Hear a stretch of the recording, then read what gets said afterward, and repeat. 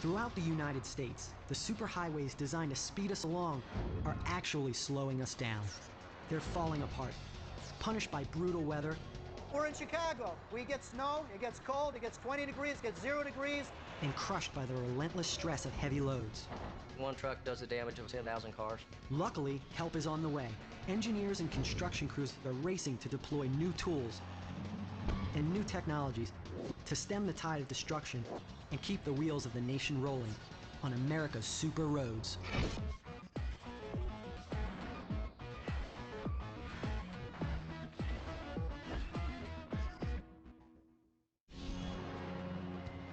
It's one of the largest engineering projects in the world, America's interstate highway system.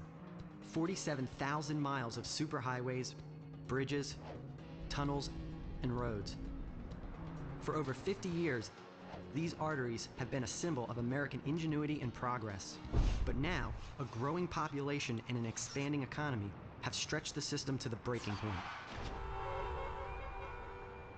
But it's not just a congestion problem. These seemingly indestructible super roads are actually falling apart. Under insidious forces of wear and tear, caused by freezing and thawing of moisture, can crack open a road from below. And also from above, the massive truckloads that relentlessly pound the roads into submission. Rough roads aren't usually life-threatening, but bridge failures can be. Our aging infrastructure is increasingly vulnerable, and we've already begun to pay a heavy price. Against the backdrop of accidents like this, cities and states around the country are scrambling to improve and expand our overburdened roadways. I'm Kevin Moore. Armed with my expertise in materials science, I'm hitting the road to see what's being done to fix America's interstate highways. Here we go. Ah, look at that. Right now, engineers and construction crews are working to build new highways and to come to the rescue of those we already depend on. Nowhere is the intensity of that effort more evident than along this route, Interstate 35. First opened in 1958, it is also known as the NAFTA Corridor, named for the North American Free Trade Agreement between Mexico, the US, and Canada. Because it runs right through the middle of the country, America's heartland, I-35 has become one of the busiest commercial routes in the nation. Every day, about 14,000 tractor-trailers cross from Mexico into Laredo, Texas, adding to the immense strain of traffic throughout the entire system. We'll visit 5 of the system's most critical road construction projects. From St. Paul, Minnesota, where extreme temperatures can shatter pavement like glass, through Chicago, Illinois, a hub of interchange jungles, and onto Austin and Laredo, Texas, where asphalt melting heat and big rig traffic tear up the roads. At each stop, we'll get a first-hand look at the men, methods, and machines that build America's safest roads. We start here, on the northern outskirts of St. Paul, Minnesota, where engineers are trying to solve a decades-old problem, a dangerous interchange. 120,000 vehicles come through here each day, and because it's laid out poorly, there's accidents, people cutting across lanes, traffic, all sorts of problems. But right now, the Minnesota Department of Transportation is working to make it a well-oiled machine. In the first 19 years of operation, the I-694 I-35 East interchange was the scene of over 1,800 accidents. This, and at least 24 other interchanges around the country, all share a common problem. They weren't designed to accommodate today's traffic volumes. This exchange combines 2 roads using an X-shaped merge pattern. As traffic flows into the interchange, all vehicles from both highways are forced to converge onto a 3-lane common section. Once in this automotive mixing bowl, drivers must quickly choose which highway to depart on. The problem is that some drivers need to careen across all 3 lanes in just 1 short mile in order to make their exit. The result is a classic traffic nightmare. To correct this dysfunctional layout, engineers have redesigned the entire interchange. In the new design, motorists will be able to choose their route before entering the dreaded common zone. The first step in unweaving this weave is to demolish roughly 3.5 miles of highway by first rerouting traffic. The legislature mandated that we keep traffic moving through here, that we do not bypass it, we do not shut anything down. With traffic rerouted onto nearby lanes, a pair of excavators begins ripping apart and removing the old asphalt road. But right now, work is halted because of an equipment problem. The teeth on this excavator's bucket are wearing out, and it's mechanic Jason Walraff's job to fix the breakdown pronto. So how does this happen? Why is this all worn down? A lot of friction, a lot of heat. These abrasion-resistant, hardened steel alloy teeth are designed to last for 300 hours of use. But here they're only lasting about 60 to 80 hours because of the extreme friction caused by scraping against the hard asphalt and the layer of concrete below. As you can see, the shank is sticking out of the tooth. That's something you want to correct before that happens by replacing with a new teeth. So basically, this is actually part of the bucket. This is the piece that's replaced, and so when you wear that down, you're wearing down the entire bucket. Yep. All right, let's knock it off.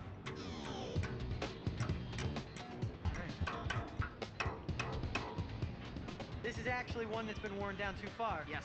And it started to wear on this piece here. That's actually the piece of the bucket. Yep, you can see just a little bit of wear right there. That's something we want to stop. Friction-heated tar has seeped into the removable teeth, causing them to stick to the bucket. There you go.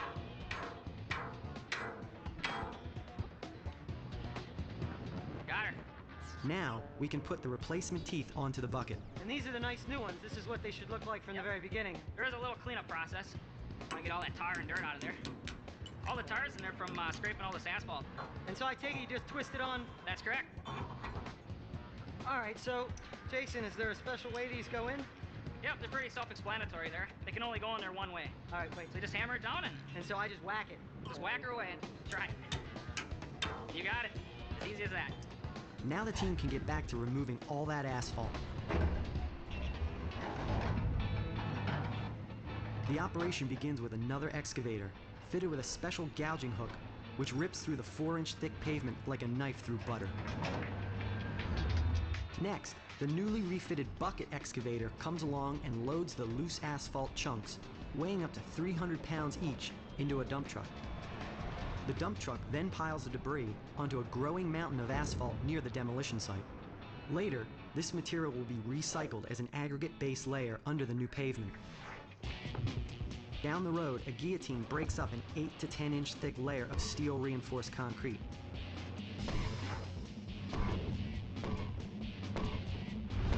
This earth-shaking road breaker is run by Dennis Bishop. And why a breaker and not a jackhammer?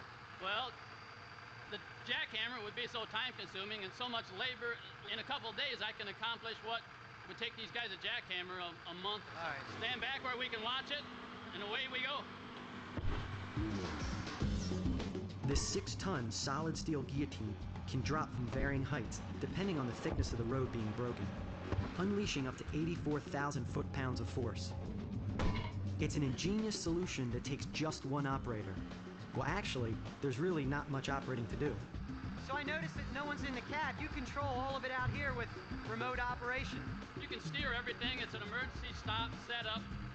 You can catch the hammer if something's about to happen. I mean, you can basically interrupt the operation. A day after the guillotine finishes breaking up the concrete, an excavator with a grappler attachment separates the rebar from the concrete rubble. The steel rebar will be recycled, and the concrete will be crushed into rubble and reused as stone aggregate in a new concrete road. But rebuilding a road doesn't always require complete demolition. A road can be resurfaced like a house can be repainted. 400 miles away in Chicago, Illinois, a more surgical style of demolition is underway at the Dan Ryan Expressway Bridge. A 2.5-mile stretch of elevated highway crosses over a commuter railroad and the city's Armour Square community. The road surface on this bridge is showing signs of wear.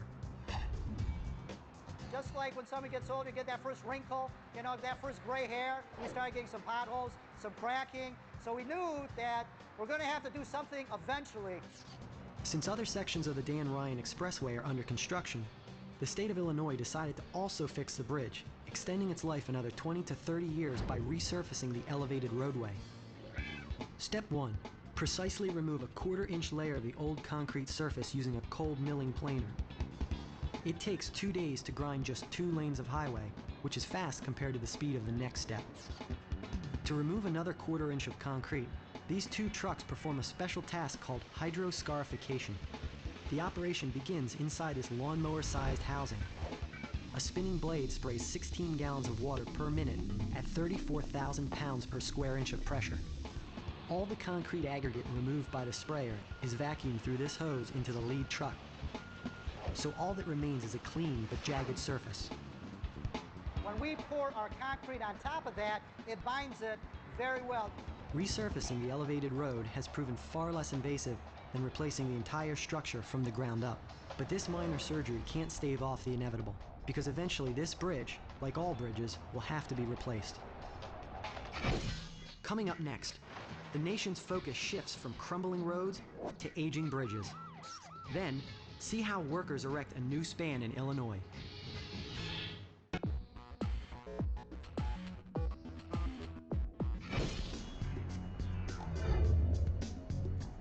One of the largest engineering projects in the world, America's interstate highway system. 47,000 miles of highways, bridges, and interchanges has been pushed to the breaking point. Now, builders are in a race against time to add capacity by building new roads and bridges, and hopefully alleviate traffic jams never imagined when the interstate system was designed. On June 29, 1956, President Dwight D. Eisenhower signed a law creating the Interstate Highway System, a national network of roads to help Americans travel faster. A huge improvement over the nation's haphazard network of country roads, Eisenhower's vision was inspired by Germany's 4-lane Autobahn, used by American soldiers to pursue Hitler's army at the end of World War II. During the Cold War, such highways could help the United States meet the demands of strategic defense or national crisis. Over its 50-year history, the interstate system has helped give birth to the first modern suburbs, long family road trips, and highway traffic jams. As traffic increases, some of these hackneyed highways are becoming roads to ruin. And perhaps the greatest problem facing motorists is a bridge collapse. That peril became all too evident just 11 miles to the southwest of our construction project in Minnesota. It was here, on August 1st, 2007, that a bridge on Interstate 35 West gave way without warning, dropping about 100 vehicles 115 feet into the Mississippi River. Nearly 100 people were injured, 13 perished, and forensic engineers immediately began the painstaking work of finding the cause. Meanwhile, the Minneapolis collapse has focused attention on almost 100 other aging interstate highway bridges in the United States. It has also raised the stakes for engineers to design new structures that face increasing traffic loads. A few hundred miles to the south, in the suburbs of Chicago, engineers are dealing with a much larger kink in the interstate highway system. Here, at the construction site of the Des Plaines River Valley Bridge. It's a very large structure, 1.3 miles long. It will carry 6 lanes of traffic, 3 lanes in each direction. It will be the second longest bridge in the state of Illinois. This bridge is the linchpin of a 12.5-mile extension of Interstate 355 that will connect to Interstate 80. But the extension passes right through the habitat of an endangered species, the Heinz emerald dragonfly. Protecting this species' delicate environment presented engineers with a major challenge: how to build a bridge that doesn't interfere with the wildlife or the integrity of the wetlands itself. Their ingenious solution involved 2 critical design adjustments in order to make the bridge environmentally friendly. The bridge height was raised to 100 feet so that the structure won't impede the dragonflies, which can fly as high as 80 feet off the ground. Designers also increased the distance between the supporting piers to reduce the number of footings placed in the sensitive wetlands. The increased elevation may be great for the dragonfly, but for the construction crew, building a bridge this high means undertaking dangerous hoists. The purpose of the safety meetings are because even though you're one train... There's no such thing as a minor accident when you're picking 132 tons of concrete girder, so safety is always the highest priority on the construction site. If you see something that's not right, you say something to stop it. You need to be aware of what ironwork... The bridge is now 4 months from completion. Workers are gearing up to lift the 558th of 612 of these precast concrete beams. The beam segments are of such a weight, up to 265,000 pounds, that it requires a capacity of 2 relatively large cranes to lift them into place. And they're set up and rated at 275 tons and 300 tons each. The longest beams stretch an incredible 171 feet, but that's just half the distance between piers, up to 271 feet, which means only one end of the concrete beam actually sits on a pier.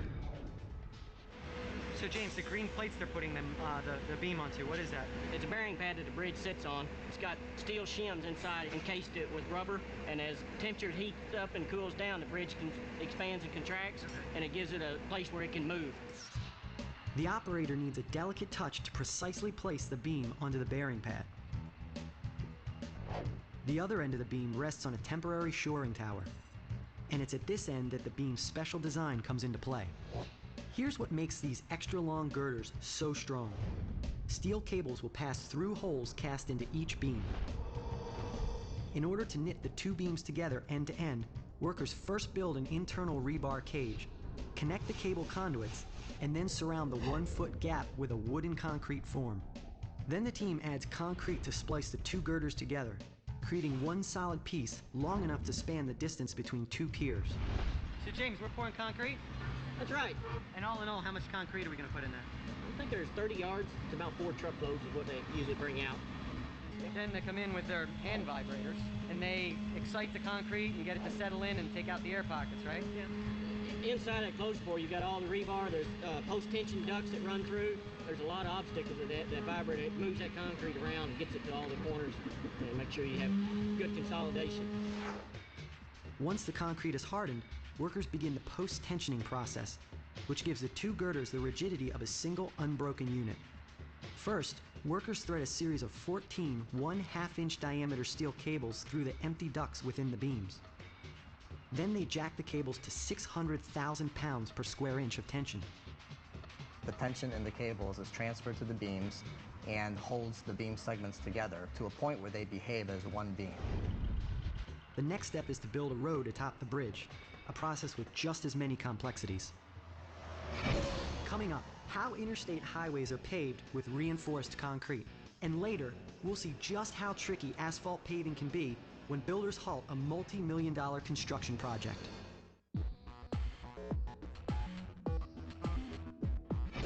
Along the 1,600-mile Interstate 35 corridor, one of the most heavily traveled commercial trucking routes in the country, crews are desperately working to expand roads for the expected surge in traffic in the coming years. To cope with increasing traffic loads, engineers are rethinking the most fundamental assumptions about the way they build highways. From the bottommost layer to the very surface that grips your tires. Here outside Austin, Texas, crews are building a highway called SH-130 to bypass I-35 traffic around the state capitol. Because of the tremendous wear and tear this road will have to endure due to increasing trucking, the Texas Department of Transportation has decided to spare no expense when it comes to durability. All right, I think I'm getting it. A construction crew installs a rebar mat that forms the backbone of continuously reinforced concrete pavement. The most durable and the most costly type of road surface, about $10 per square yard more than non-reinforced roads. The rebar helps make this $1 billion project the most expensive road in Texas history. So now that it's all laid, what's the next step? Now, even them all up on the end and start tying. Tying it off, I take it I'm doing this by hand. Exactly. How's that With work? a pair of pliers and a tie wire reel. Each of the estimated 8 million ties is critically important. And one strand like that? Right here? Yeah. In the middle. Tying not only maintains the structural matrix during the concrete pour, but it also helps the concrete maintain lateral rigidity when the pavement cracks. Now shoot for 27 a minute. Let's not get ahead of ourselves. I'm happy I just did 3. You'll get it. So once this is all tied up, the next step is the concrete gets poured on, right? Correct. Finally, we're ready for the concrete, which is being mixed in a mobile plant built for the construction of this highway. These concrete stations are fascinating and mobile. If you look, you'll see there's wheels on them, and this is so they can move them to wherever they're pouring concrete. The plan is also computer controlled to properly measure the right amount of materials that go in the mix. Now, what I can do from there, I can actually send a message to the plant to go ahead and start batching that order for me. I'm gonna go ahead and turn on my belt manually. Uh-huh. So everything's gonna go up the belt into the mixer. Concrete is a composite material made out of 4 basic ingredients: stone, called aggregate, sand, Portland cement, which serves as the chemical binder for all the materials, and water. The plant's drum mixes all the ingredients together to the right consistency. After the mix is finished, the concrete is transported by dump truck to a paving site. But in today's case, this concrete is destined to become a massive bridge column, which means it goes into a mixer truck and then must be cooled. Cooling is a huge concern in bridge columns because such a thick mass of concrete tends to harden unevenly and can crack if the temperature is above 85 degrees Fahrenheit. Scientists have developed a cooling method that doesn't add water or otherwise change the chemistry of the mix. What we do is shoot them with liquid nitrogen. Really? Yes. Liquid nitrogen? Yes. This 11,700-gallon tank contains liquid nitrogen, a cryogenic fluid. We'll go ahead and shoot it for about a minute with liquid nitrogen. It's gonna drop the temperature rapidly. When the crew releases the liquid nitrogen, it vaporizes and shoots through this retractable injector wand. Wow, look at that. Liquid nitrogen in its gas form. The temperature of the liquid nitrogen is 320 degrees below zero. After a 1-minute blast, the gas cools the concrete slurry down to 75 degrees Fahrenheit. It goes in as liquid nitrogen, but then it becomes a gas, and because it's not further wetting the concrete, it doesn't dilute its strength. Exactly. All right. The concrete stays cool for about an hour, plenty of time to deliver it to the bridge pour site.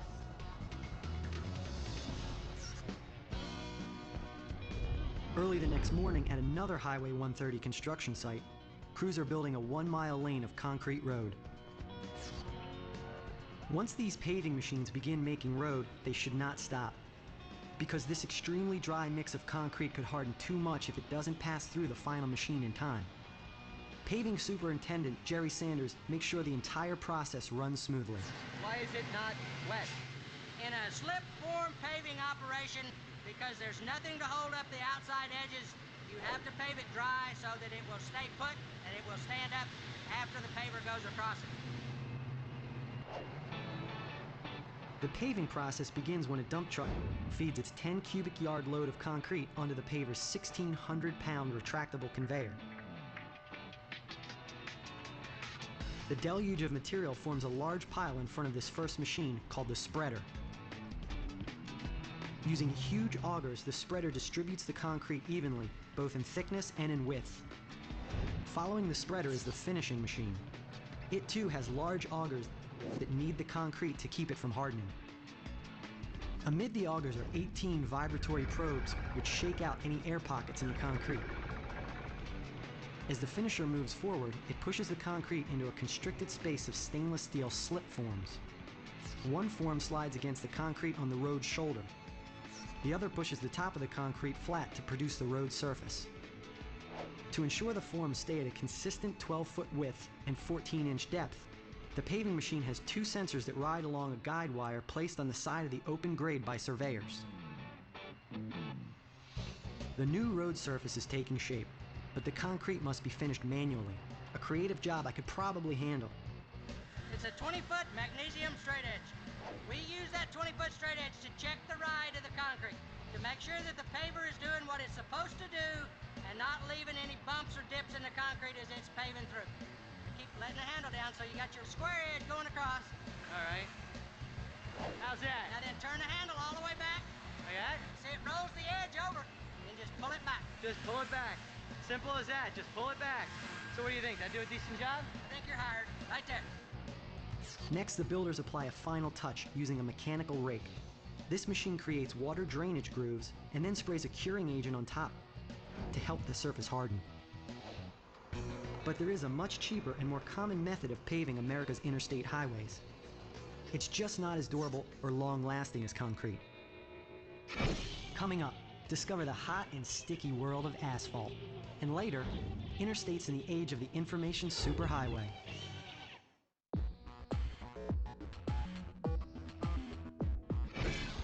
Rolling along America's interstates, most drivers experience highways paved in one of two different materials: concrete or asphalt.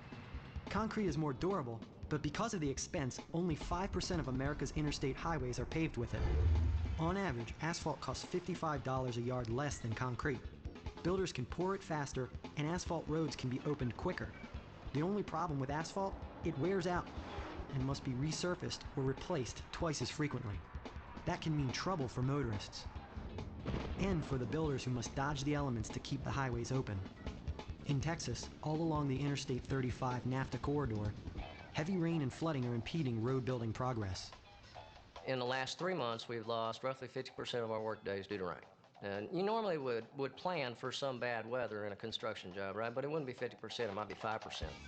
Weather delays have been a huge problem here in Laredo, Texas, where the state is trying to repave a 5.5-mile section of I-35 that's been battered by constant truck traffic. To accommodate the increasing onslaught of 18-wheelers, engineers are also widening the highway by adding a third lane on each side of the median. The $53.1 million project started 3 years ago and has been on schedule. But bad weather has caused serious problems. Well, it looks sunny and beautiful here. In reality, it's been raining like cats and dogs, day after day. And what that means is this aggregate is too wet to make good asphalt. We can't work. Asphalt pavement requires dry aggregate in order for the second basic ingredient, asphalt, to bind it all together. Asphalt is basically a byproduct of petroleum refining operation. So when they take the crude oil and refine it, what's left over is liquid asphalt. And this liquid asphalt is used as a glue to hold the rocks together, and the combination of the two is what we call hot mix. The last time this asphalt plant produced hot mix was over a month ago. The weather delay is agonizing for contractor Jim Price. You can't make asphalt right now and you can't pave. What's that mean for your operation? We're at pretty much a standstill. Our crews are on standby and equipment is idle, and time is money. Jim is eager to get the show on the road. His lab tests the aggregate every day to see if it's dry enough to make hot mix. Well, first of all, we need to see how much moisture we've got. We need to start with our raw aggregates that we use. I take it we're going to do it with this stuff? Yep, it's nothing more than just a microwave oven and a set of scales. To determine the moisture level, a technician weighs a 5-pound sample. Then he dries it using a microwave oven and weighs it once more. The weight differential between the wet and dry aggregate tells him the amount of moisture in the sample. 2288 grams to begin with, and then 2255 to end with, so about 33 grams of water in there makes 8.8% moisture. Are those numbers correct? Unfortunately, this test result is problematic. So we have 8.8% moisture. What does that mean to the asphalt? It means that we have a lot of water in the mix coming out of the actual material. So 8.8 is pretty high. Yes, it is. Normally we wouldn't run with 8.8%, but there's something you can try to work with. At 10%, higher than 10%, you can't do anything with it. So 8% is somewhat usable. What would be optimal? Anything lower than 2%. 0% would be the ideal. Jim faces a difficult decision. The state wants him to get the project back on schedule, but not at the risk of making poor quality hot mix. When can we actually get back to work? Well, provided we don't have any rain tonight or in the morning, we're going to fire the plant up and see if we can produce quality mix.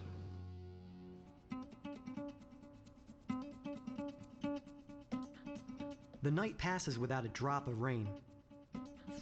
Jim finally orders the plant to power up for the first time in over a month.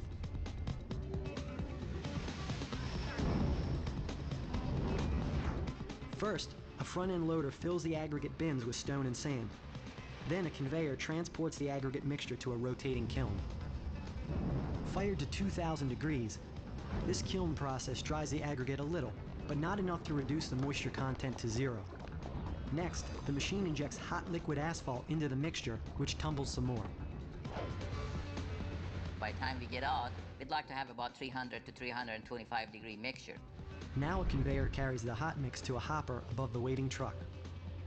A trap door at the bottom opens, dropping a 25-ton load into the trailer. The driver has just under 2 hours to get the mix to the work site 7 miles away.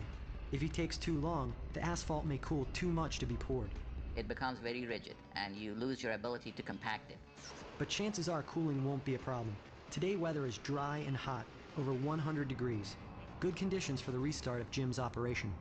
Well, it's a lot of relief to get production back to rolling again. Unfortunately, the rain has still slowed our production down, but we plan on trying to make up some days through working weekends and double shifts. Jim's crew is building a special type of asphalt road that's supposed to last as long as concrete. It's called perpetual pavement. We hope to build a pavement that will perpetually last. It is the same asphalt, but it's designed in several different layers. 6 layers in this case, which add up to 15 inches of asphalt from top to bottom.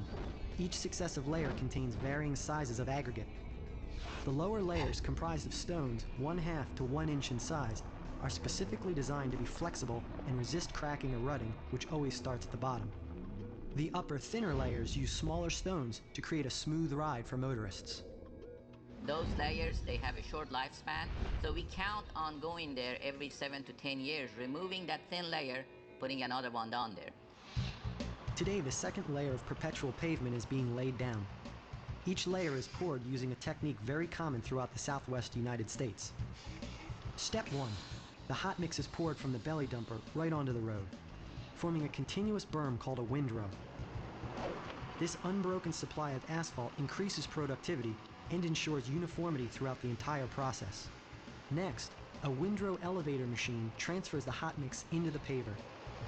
Rotating paddles at the elevator's mouth pick up the asphalt and send it into the paving machine's hopper. From the bottom of the hopper, a conveyor feeds the asphalt to the back of the machine, called the screed. Much like a concrete slip-form paver, the screed spreads the material around with augers. And it also vibrates to partially compact the asphalt.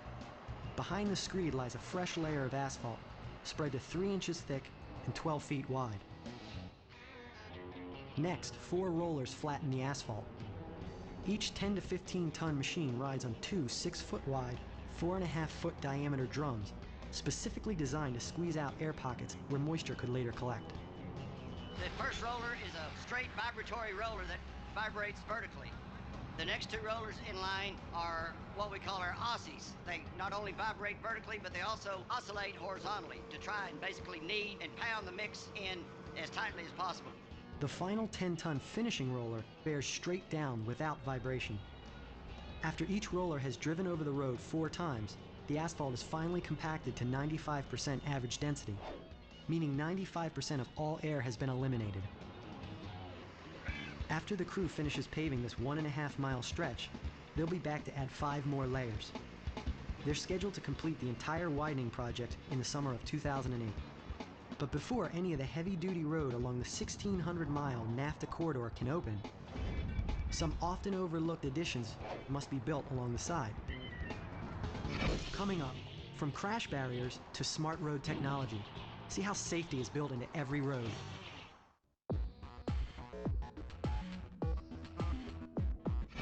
Highways throughout the United States and along the Interstate 35 NAFTA corridor are built for speed, durability, and longevity.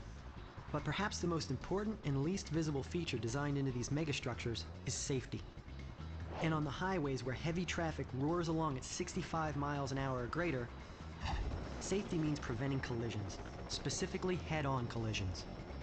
That's where the concrete crash barrier comes into play. Back at the St. Paul, Minnesota interchange, this crew is building a brand new median wall. The barrier stands 7 feet tall and about 3 feet wide at the base. It can absorb a glancing blow from even an 18-wheeler. No matter what the size or function, concrete barriers are designed to be easily assembled using the slip-form barrier machine. Slowly but surely, it inches forward, automatically steering along surveyor guidelines. The building process begins when a worker empties concrete from this mixer truck onto a conveyor belt. The belt carries the material up to a hole above the slip-form machine. As the concrete fills the barrier-shaped form, vibrating probes at the end of these red lines shake out air pockets to compact the concrete mass. You're in 7 different spots, hanging in there. If you grab one of these, you can feel the vibration. Oh, yeah. The form slides forward, revealing a brand new barrier wall. The machine can churn out about 1,200 feet of wall in a 12-hour workday. But it's up to these masons to add a perfectly smooth finish in the wet concrete using hand trowels. It's easy to see that this crew takes pride in their work. But I can't believe their next move. The destruction of a finished wall? Troy, why are we ripping down this freshly poured section of the wall? This is where a light pole goes. We have to rip this out because there's a bunch of steel that goes in there. So how big of a section do we need to rip out here? I mean... There's 15 foot. So 15 foot wide. That's our 15-foot section. Yep. All right, well, can I help? Look at Go that. right ahead.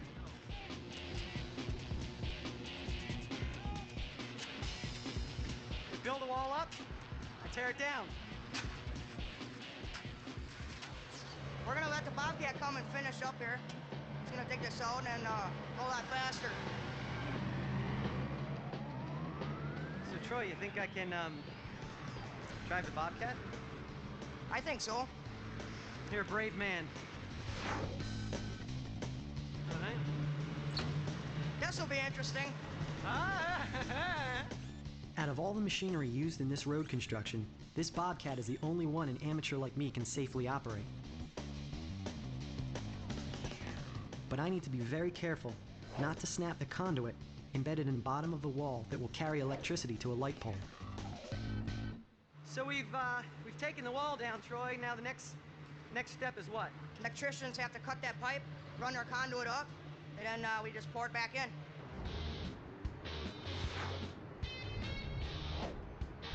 After the conduit pipe is extended and mounting bolts with rebar are installed, workers build forms around the gap. Then concrete is hand poured to complete the wall and anchor the light pole's support structure. Once the concrete is hardened, workers wire the light post.